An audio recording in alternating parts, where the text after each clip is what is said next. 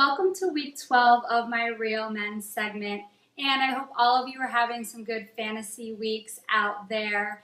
Last week, a couple of my picks paid off. Andre Johnson had a great game. He went over 100 yards, even though he didn't get a touchdown. And Mike Glennon got 23 fantasy points, so I said he should get at least 20, and he did that, including 2 touchdowns and no interceptions.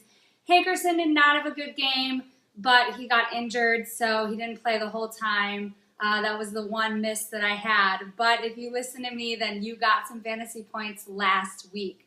Let's get right on into my 3 picks this week because I have some good ones again for everyone. My first pick is tight end Delanie Walker.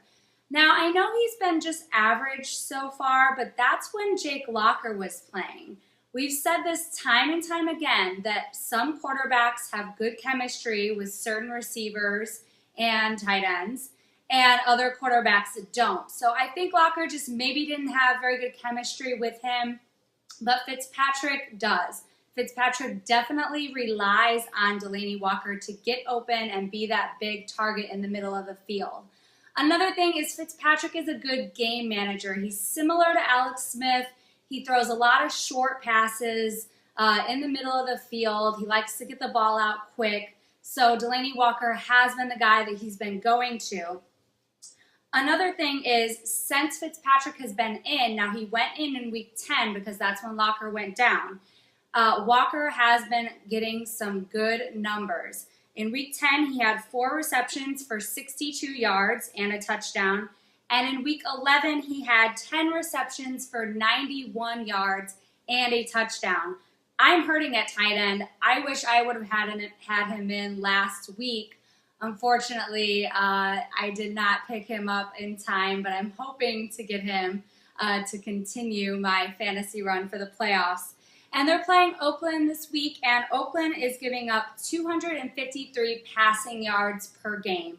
They're playing in Oakland, so who knows, they might be coming from behind. They might have to catch up and pass the ball a little bit. But with Fitzpatrick in, they're going to be passing anyways, and I think Walker's going to get a bunch of points out there again this week. And like I said, hopefully I can get him in my lineup. My second pick this week is running back Andre Brown of the Giants. The Giants desperately needed to get Brown back because we saw what was going on with them rotating all these running backs. They did not have a good running game. And now that they do, and Brown is back, he's showing that he's got it together and that leg is okay. Actually, this is a division game they're playing at home this week, and they really need to win. And to win and have Eli playing a little bit better, they need to keep that balance, and they need to run the ball. Now, in Brown's first 2 games back, he has a total of 181 rushing yards, 4 receptions for 31 yards, and a touchdown. So again, he's showing the Giants that he's the back getting it done. They definitely missed him. And the Cowboys' defense is banged up. Their defensive line is very banged up, and they have 2 linebackers that are going to be out this week, including Sean Lee. So the Cowboys are not very good at stopping the run. With those guys in, they're even worse at stopping the run, obviously, without a lot of these starters. And I think Brown's just going to tear it up on the ground. And the Cowboys are 29th in the league against the run. They have given up 11 rushing touchdowns. So I'm looking for Brown to get in the end zone again, get another touchdown, and hopefully rack up some fantasy points. And my third real man this week is wide receiver Danny Amendola. Now, I know this is an interesting pick because the Patriots have a ton of guys out there to throw the ball to. Gronk gets the ball a lot since he's been back.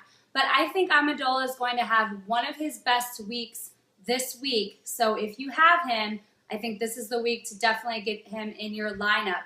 Now, he's only been averaging 4.8 catches and 56.8 yards per game, but you have to keep in mind that he missed 4 games this season because of injury.